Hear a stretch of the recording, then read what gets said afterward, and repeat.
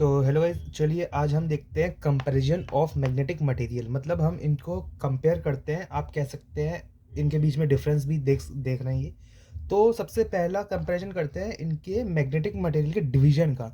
मतलब कौन कितने मात्रा में अवेलेबल है। तो सबसे ज़्यादा जो है वो पैरामैग्नेट्स हैं, उनके बाद जो है डायामैग्नेट्स हैं, फिर फेरोमैग्नेट्स है। पैरामैग्नेट्स के एग्जांपल एल्यूमिनियम, लिथियम, सोडियम और भी बहुत सारे हैं। डायामैग्नेट के gold, copper, bismuth, water, diamond और फेरोमैग्नेट के आयरन, निकल, कोबाल्ट। तो सबसे ज़्यादा जो है वो पैरामैग्नेट्स पाए जाते हैं, उसके बाद डायामैग्नेट्स पाए जाते हैं और सबसे कम फेरोमैग्नेट्स पाए जाते हैं। तो दूसरा क्राइटेरिया देखते हैं कंपैरिजन का, वो है एटॉमिक स्पेसिंग। मतलब इनके जो एटम्स है, उनमें एटम है, उसमें जो डाइपोल है उनकी स्पेसिंग क्या हो रही है, मतलब वो कैसे पैक्ड है। तो जो सबसे पहले देखते हैं पैरा और डाया में, no neighbouring interaction due to wide spacing of dipoles. इनके जो डाइपोल्स हैं वो काफ़ी दूर दूर रहते हैं, तो इसलिए पैरा और डाया में नेबरिंग इंटरेक्शन नहीं होता। हाँ, पैरा में बहुत थोड़ा थोड़ा नेबरिंग इंटरेक्शन दिखता है, लेकिन डाया में तो बिल्कुल ही नहीं दिखता।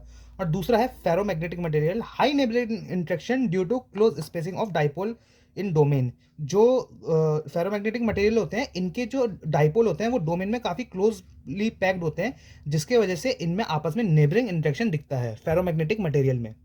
तो अगला क्राइटेरिया देखते हैं एक्सटर्नल फील्ड इंटरेक्शन। मतलब जब इन तीनों मटेरियल को एक्सटर्नल मैग्नेटिक फील्ड में रखा जाएगा तो इन तीनों क्या करेंगे। तो जो सबसे पहले डायमैग्नेटिक मटेरियल है वो एक्सटर्नल फील्ड को अपने आप से रिपेल कर देगा। जैसे ये एक्सटर्नल फील्ड आई, ये इसको रिपेल कर रहा है, ये बीच में मटेरियल है।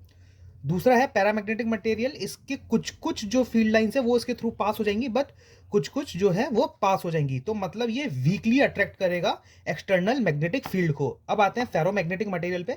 फेरोमैग्नेटिक मटेरियल जो है वो बहुत ही स्ट्रांगली अट्रैक्ट करेगा एक्सटर्नल मैग्नेटिक फील्ड को। ये लगभग अपने अंदर से सारी की सारी फील्ड लाइंस को पास करवा देगा। तो आइए अगला क्राइटेरिया देखते हैं, प्रॉपर्टी ऑफ रिटेंशन। रिटेंशन की प्रॉपर्टी में क्या इफेक्ट डालती है। What is retention? रिटेंशन होता क्या है? When external field is applied in ferromagnetic materials then their dipoles are align in the direction of external field, and when it is removed then also many dipole retain their dipole alignment.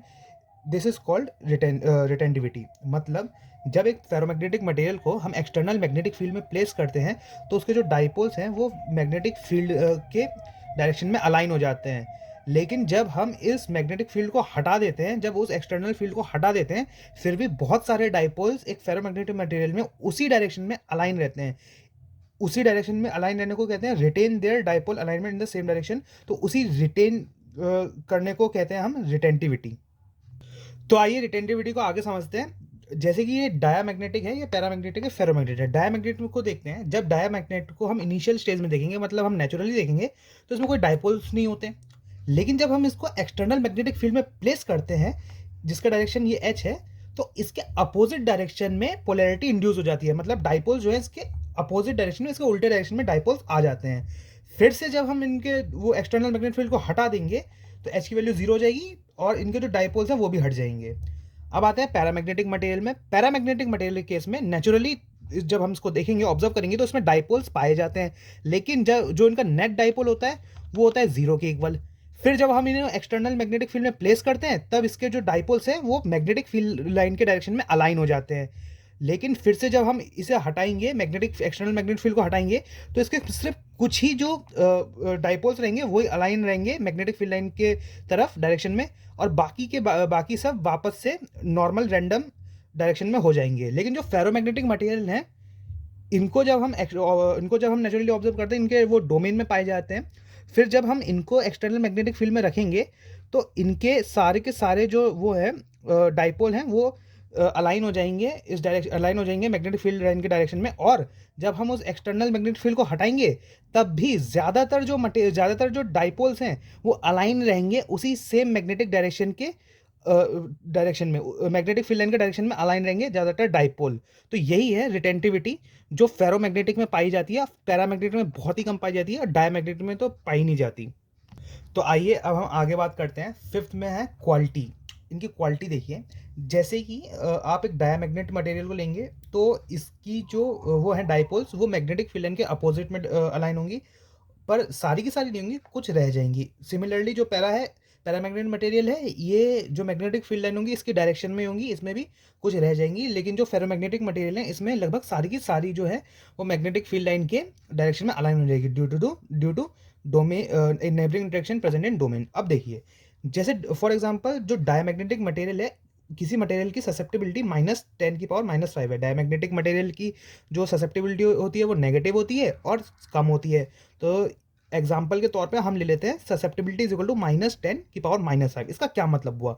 इसका मतलब हुआ 1 unit of magnetization m required 10⁵ unit of external magnetic field. मतलब 1 unit magnetisation produce करने के लिए, मतलब diamagnetic material को सिर्फ 1 यूनिट का मैग्नेट बनाने के लिए हमें एक्सटर्नल फील्ड में 10⁵ मैग्नीट्यूड की हमें मैग्नेटिक फील्ड को जनरेट करना पड़ेगा। मतलब कि जैसे काई इज इक्वल टू m/h होता है, तो जो काई की वैल्यू है वो है 10⁻⁵ और इंटू h, तो हमें h की वैल्यू जो है वो 10⁵ देनी होगी, तब जाके हमें m की वैल्यू 1 मिलेगी। सिमिलरली जो पैरामैग्नेटिक मटेरियल है, इसमें क्या होता है, इसमें जो काई की वैल्यू होती है, ससेप्टिबिलिटी की वैल्यू होती है, वो पॉजिटिव होती है, और जो डायमैग्नेटिक है उससे थोड़ी सी जो है वो ज़्यादा होती है, वो थोड़ी सी ज़्यादा होती है, जैसे 10⁻³ है इसमें। तो इसका मतलब ये हुआ 1 unit of magnetization requires 10⁻³ unit of external field. मतलब ये सिमिलरली हुआ कि जैसे 10⁻³ इसकी वो है ससेप्टिबिलिटी, तो हमें h जो है वो 10⁻³ चाहिए, तब जाके 1 यूनिट ऑफ मैग्नेटाइजेशन मिलेगा। लेकिन जो फेरोमैग्नेटिक के केस में होता है, इसकी ससेप्टिबिलिटी पॉजिटिव होती है और जो है वो बहुत ज़्यादा होती है। तो ससेप्टिबिलिटी इज इक्वल टू +10⁻³ है, तो इसका मतलब ये हुआ 1 unit of magnetization generates 10⁻³ unit of MQ।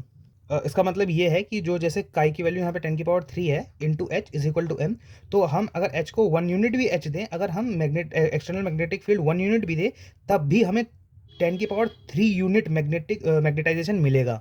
तो जो फेरोमैग्नेटिक मटेरियल होता है, इसमें मैग्नेटाइजेशन काफ़ी अच्छा होता है और कम एक्सटर्नल मैग्नेटिक फील्ड से ही हमें काफ़ी अच्छा मैग्नेटाइजेशन इसमें मिल जाता है। आइए अब हम ससेप्टिबिलिटी कर्व देखते हैं, इसकी जो 6th क्राइटेरिया है। तो डायमैग्नेटिक मटेरियल में ससेप्टिबिलिटी क्या होती है, नेगेटिव होती है और स्मॉल होती है। इसका ग्राफ ऐसे होगा। और जो पैरामैग्नेटिक मटेरियल होते हैं, इनके पॉजिटिव होती है और स्मॉल होती है। इसका ग्राफ जो होगा लीनियर होगा ऐसा। और जो ये है फेरोमैग्नेटिक मटेरियल, इनकी जो ससेप्टिबिलिटी होती है वो पॉजिटिव होती है और लार्ज होती है, लेकिन एक कुछ सैचुरेशन पॉइंट के बाद इसकी ससेप्टिबिलिटी है वो कांस्टेंट होने लगती है। तो ये होता है सैचुरेशन कर्व, और ये फेरोमैग्नेटिक मटेरियल का जो है वो ससेप्टिबिलिटी कर्व है। तो thank you so much video के लिए।